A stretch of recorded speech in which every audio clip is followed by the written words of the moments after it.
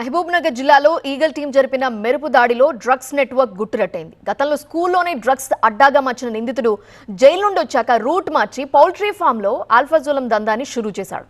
పక్కా స్కెచ్తో రంగంలోకి దిగిన అధికారుల సోదాల్లో మరిన్ని షాకింగ్ విషయాలు బయటకొచ్చాయి. ఆ డీటెయిల్స్ చూద్దాం. మహబూబ్నగర్ జిల్లా భూత్పూర్ మండలం తాడికొండలోని ఒక పౌల్ట్రీ ఫామ్లో అల్ఫ్రాజోరం డ్రగ్ తయారీ గుట్టరట్టు చేశారు అధికారులు. ఈగల్ టీం, హైదరాబాద్ నార్కోటిక్స్ అధికారులు మెరుపు దాడులు నిర్వహించి 1 కేజీ అల్ఫ్రాజోలంతో పాటు ముడి సరుకును స్వాధీనం చేసుకున్నారు. గత 2 వారాలుగా ఇక్కడ ఈ డ్రగ్ తయారీ జరుగుతున్నట్టు అధికారులు గుర్తించారు. అల్ఫ్రాజోలం డ్రగ్ తయారీ వెనుక పెద్ద నెట్వర్క్ ఉన్నట్టు తేలింది. డ్రగ్ తయారీకి కావలసిన రసాయనాలను హైదరాబాద్లోని జీడిమెట్ల, ప్రశాంత్ నగర్, ఫతేనగర్, బాలానగర్ పారిశ్రామిక ప్రాంతాల నుంచి సరఫరా అయినట్టు ఈగల్ టీం గుర్తించింది.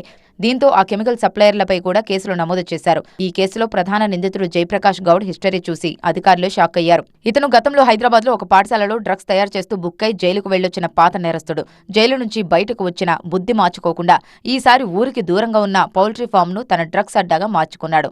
గతంలోనే ఈ జయప్రకాష్ గౌడ్ హైదరాబాద్కు సంబంధించిన ఒక స్కూల్లో ఈ రహస్యంగా ఈ ఆల్ఫాజోలం తయారీని కూడా గతంలో చేయడం జరిగింది. అలాగే డ్రగ్స్ కూడా తయారు చేయడం జరిగింది. వాటన్నిటిని కూడా అయితే ప్రత్యేకంగా ఆల్ఫాజోలంని అక్కడ తయారు చేసి ఈ ప్రాంతంలో భూత్పూర్ కావచ్చు, జడ్చెల్ల పరిసర ప్రాంతాల్లో ఉన్నటువంటి కళ్ళు కాంపౌండ్లకు అమ్మినట్టుగా తెలుస్తూ ఉంది. అక్కడ సరఫరా కూడా చేసినట్టుగా తెలుస్తుంది. అయితే ఆ ఘటనకు సంబంధించి స్కూల్లో తయారు చేసినటువంటి అంశంలో గతంలో రైడ్స్ చేయడం ద్వారా దొరకడంతో జైలుకు కూడా వెళ్ళాడు. ప్రస్తుతం బెయిల్ పైన వచ్చి మరోసారి అదే సంబంధించినటువంటి ఆల్ఫాజోలాన్ని ఇక్కడ తయారు చేసినటువంటి ఆల్ఫాజోలంని ఏ ప్రాంతాలకు తరలిస్తున్నారు, ఎవరెవరికి విక్రయించారనే అంశాలకు సంబంధించి కూడా లోతుగా ఆరా తీస్తున్నటువంటి సందర్భం అయితే కనిపిస్తోంది. అలాగే పరారులో ఉన్నటువంటి మిగిలినటువంటి వారికి సంబంధించి కూడా వారు ఎక్కడున్నారు, ఎక్కడికి వెళ్ళారనే అంశానికి సంబంధించి వారు కూడా ఆరా తీస్తున్నటువంటి పరిస్థితి అయితే కనిపిస్తోంది.